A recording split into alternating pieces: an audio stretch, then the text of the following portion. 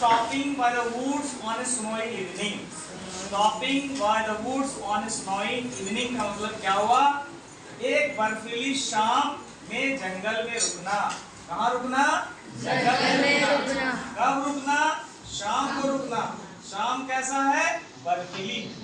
Snowy का माने बर्फीली, इवनिंग का माने शाम, वुड्स माने जंगल, स्टॉपिंग माने रुकना। तो चलिए एक एक स्टैंजा को हम लोग पढ़ते हैं और समझते हैं। पहला स्टैंजा क्या है? Whose woods these are, I think I know. His house is in the village now. He will not see me stopping here to watch his woods fill up with snow. इसको हम लोग समझते हैं। इसका माने क्या हुआ? Whose woods these are, I think I know. कवि जो है, कौन है इसमें कवि? Robert Frost. कौन है?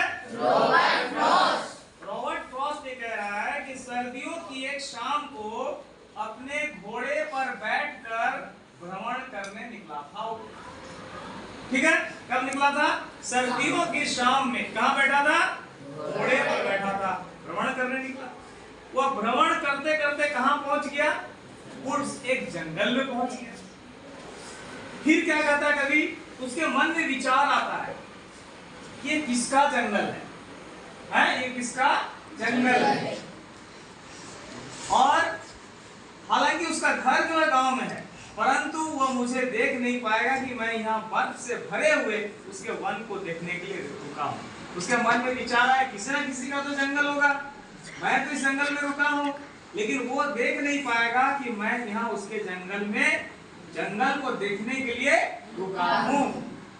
Okay, second stanza. My little horse must think it queer to stop without a farmhouse near. Between the woods and frozen lake, the darkest evening of the year. क्या बोला कवि? घोड़ा उसका छोटा सा है। मेरा छोटा घोड़ा वर्ष की सबसे गहरी शाम को किसी निकटवर्ती फार्म हाउस में रुकने की बजाय बर्फ से जमी झील और वन में रुकने को एक सनक ही मानेगा। मेरा घोड़ा क्या सोचेगा जिस पर हम बैठे हुए हैं? कवि सोच रहा है कि मेरा घोड़ा जो छोटा सा है वो क्या सोच रहा होगा? ये सोच रहा होगा कि किसी फार्म हाउस में मेरा मालिक रुकता, किसी अच्छे जगह में मेरा मालिक रुकता। कैसा मालिक है जी ये? किसी फार्म हाउस या अच्छे जगह को छोड़कर कहाँ रुका हुआ? ये एक जंगल में रुका हुआ है, जहाँ पर क्या है? बर्फ से जमी हुई झील है। झील का पानी ठंडा का दिन में बर्फ बन जाता है, जो ठंडे प्रदेश होते हैं। तो बर्फ से बनी झील और वन में रुकना, इसको तो मेरा घोड़ा मानेगा बड़ा संगी आदमी। ठीक है, नेक्स्ट जो स्टैंजा है वो है he gives his harness bells a shake to ask if there is some mistake. The only other sounds the sweep of easy wind and doggy slack. इसमें कुछ शब्द है। शेक हमने लिखाया भी था ना। शेक का माने क्या हमने लिखाया था? शेक का माने हिलाना नहीं, मिस्टेक माने गलती जानते हैं। फ्लेक का माने हमने क्या लिखाया था? फ्लेक का माने हमने लिखा था गुच्छा। गुच्छा। तो अब क्या कह रहा है? He gives his harness, है ना? He gives his harness. harness मानो क्या? दोहन करना बताए थे।